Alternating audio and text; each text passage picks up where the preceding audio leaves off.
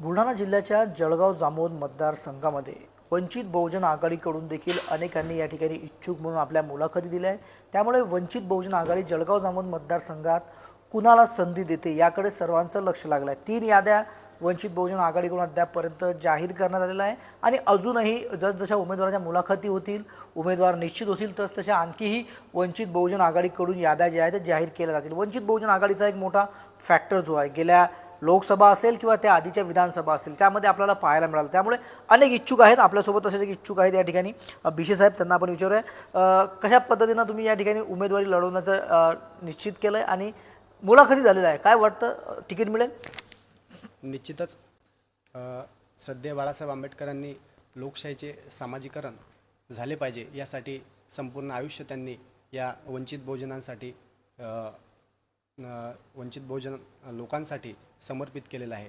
त्यामुळेच आमच्यासारख्या राजकीय प्रवाहापासून दूर असलेल्या समाजांना राजकीय प्रवाहात आणण्यासाठी त्यांनी निश्चितपणे प्रयत्न केलेले आहेत। म्हणून जळगाव जामोद विधानसभा मतदारसंघात एक अल्पसंख्याक चेहरा म्हणून निश्चितपणे ते आम्हाला संधी देतील याची आम्हाला खात्री आहे। गेल्या या मतदारसंघामध्ये जर इतिहास पाहिला तर या मतदारसंघात अल्पसंख्याक नेतृत्वाला आतापर्यंतही संधी दिली गेलेली नाही। निश्चितच यावेळेस ती संधी देतील अशी आम्हाला आशा आहे। जळगाव जामोद मतदारसंघात जर का विचार केला त्या ठिकाणी कुणबी असेल, पाटील असेल आणि माडी फॅक्टर खूप महत्त्वाचा आहे। तिन्हीमध्ये तुम्ही असं अल्पसंख्याक ओबीसी म्हणून पुढाकार घेताय, काय वाटतं गेल्या अनेक वर्षापासून तुम्ही काम करता त्या ठिकाणी उमेदवारी मिळू शकते? निश्चितच, कारण की माळी, कुणबी आणि पाटील या तीनही समाजाव्यतिरिक्त अल्पसंख्याक समाज म्हणजे 12 बलुतेदार आणि 18 आलुतेदार, तेली, माळी, चांभार, कुंभार, धोबी, धनगर, बेलदार, मुस्लिम, वडार आणि इतरही जे मायक्रो ओबीसी आहेत यांचं प्राबल्य त्या मतदारसंघात जास्त आहे। परंतु आतापर्यंत त्या मतदारसंघात त्यांना कुठलीच उमेदवारी दिलेली नाही। मग ते स्थानिक स्वराज्य संस्था असो, सरकार क्षेत्र असो, या स्थानिक स्वराज्य संस्थेमध्ये त्यांना कुठंच त्या ठिकाणी प्रतिनिधित्व या राजकीय पक्षांकडून दिले गेलेलं नाही। निश्चितच त्यांना बहुसंख्य समाजालाच त्यांनी त्या ठिकाणी प्रतिनिधित्व देण्याचं काम केलेलं आहे। म्हणून इथला जो अल्पसंख्याक आहे हा राजकीय प्रवाहापासून दूर आहे। परंतु या निवडणुकीमध्ये अल्पसंख्याकांनाच उमेदवारी जास्त प्रमाणात दिली जात आहे।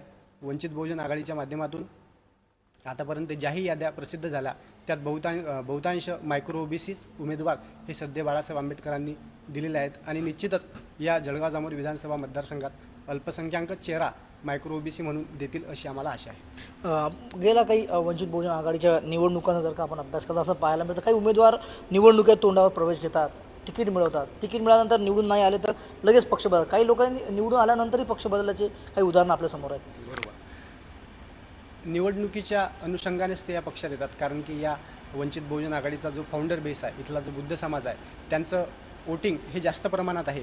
फक्त आणि फक्त त्यांच्या मतदानाचा उपयोग करण्यासाठी आणि आपली राजकीय ओढी भाजण्यासाठीच ते या पक्षात निवडणुकीच्या माध्यमातून उमेदवारी मागतात आणि परंतु पराभव आल्यानंतर ते 2 दिवससुद्धा या पक्षातून जायला वेळ लावत नाहीत। ते निश्चितच चालले जाणार आणि परमनंट नेतृत्व या मतदारसंघात म्हणा किंवा वंचित बहुजन आघाडीला ते देत नाही।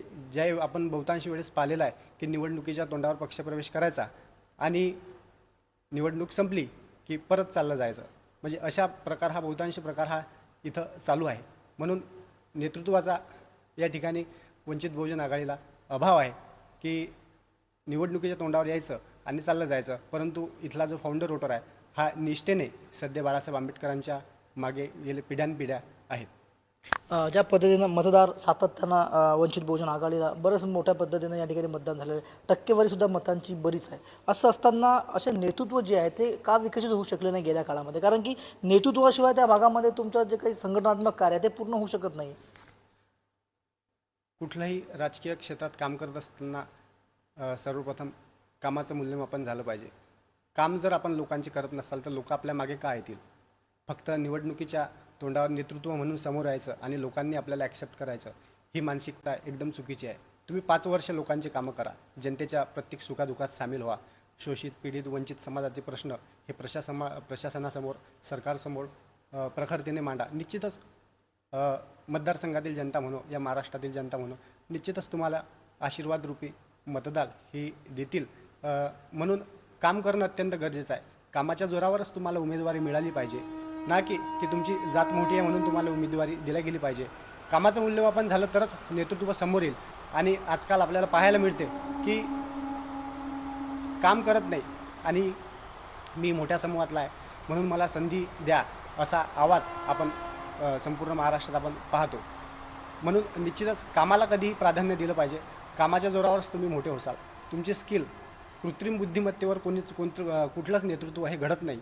त्यामुळे स्वतःची बुद्धी वापरून स्वतःचा विवेक जागृत ठेवून निश्चितपणे काम केलं पाहिजे आणि कामाच्या जोरावरच माणूस हा मोठा होत असतो. जळगाव जामोद मतदारसंघावर येऊ आपण. जळगाव जामोद मतदारसंघामध्ये गेल्या काळामध्ये गोमालमध्ये या ठिकाणी 7 लोकांनी अनेकांचे बळी गेले. एक मोठी घटना त्या ठिकाणी घडली.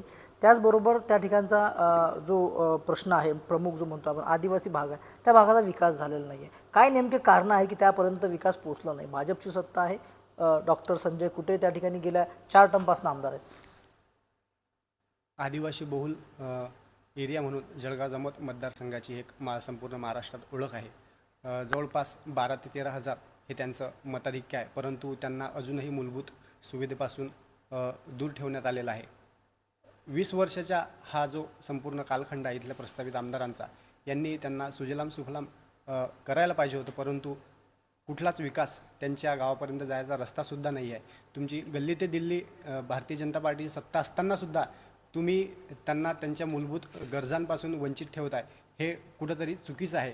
फक्त आणि फक्त त्यांचं शोषण करायचं, त्यांचं मतं घेऊन घ्यायचे आणि त्यांना बाजूला ठेवून द्यायचं. निवडणूक आली की फक्त सोशल मीडियाच्या माध्यमातून त्यांचा विकास झाला असं बिंबवायचं आणि त्यांचा वापर करून घ्यायचा. एवढ्याच्या मतदारसंघात गेली 20 वर्षापासून सुरू आहे. गेल्या काळामध्ये एक घोटाळासुद्धा बाहेर आला. शेतकऱ्यांची जी काही मदत आली होती अतिवृष्टीची, ती मदत परस्पर काही लोकांच्या खात्यामध्ये वरती गेली, जी शेतकरी नव्हते ते. त्यावर कुठलंच त्यांचं स्टेटमेंट आलेलं नाही किंवा कोणी पुढाकार घेतलेला नाही. जो चोर चोरी करते हा स्वतः कधीच बाहेर येत नसते. त्याची चोरी लपवण्याचा तो पूर्णपणे प्रयत्न करत असतो. परंतु यात जे सर्वसामान्य गोरगरीब शेतकरी आहेत, जे अल्पभूधारक आहेत, यांचं मोठ्या प्रमाणात नुकसान झालेलं आहे. जे जिनैन शेतकरी आहेत, ज्यांचं खऱ्या अर्थानं नुकसान झालेलं आहे, त्यांना अजूनही बरीचशी मदत मिळाली नाही. महापुरामध्ये अनेकांची घरे वाहून गेलेली आहेत. शेती पूर्णतः खरडून गेलेली आहे, जी की 5-5 वर्ष ते शेती पूर्ववत होऊ शकत नाही. असे शेतकरीसुद्धा अजूनही लाभापासून वंचित आहे. परंतु गल्ली ते दिल्ली सत्ता असताना अजूनही आपण नुकसानग्रस्त शेतकऱ्यांना त्यांची मदत पोहोचू शकत नाही. हे खूप मोठी शोकांतिका आहे. याच शेतकऱ्यांचा तळतळाट या निवडणुकीमध्ये या प्रस्तावित आमदारांना दिसेल एवढं मात्र निश्चित. नक्कीच येणाऱ्या निवडणुकामध्ये प्रस्तावित आमदारांना मतदार आपली जागा दाखवतील अशी भाषा प्रकाश भिशे यांनी केली आणि वंचित बहुजन आघाडीकडून ते उमेदवारी या ठिकाणी मागतात. त्यामुळे त्यांना उमेदवारी मिळते का आणि आगामी विधानसभा निवडणुकीत जळगाव जामोद मतदारसंघातील मतदार कुणाला कौल देतात ते देखील पाहणं तितकंच महत्त्वाचं असणार आहे. प्रफुल्ल खंडार, जय महाराष्ट्र न्यूज, बुलढाणा.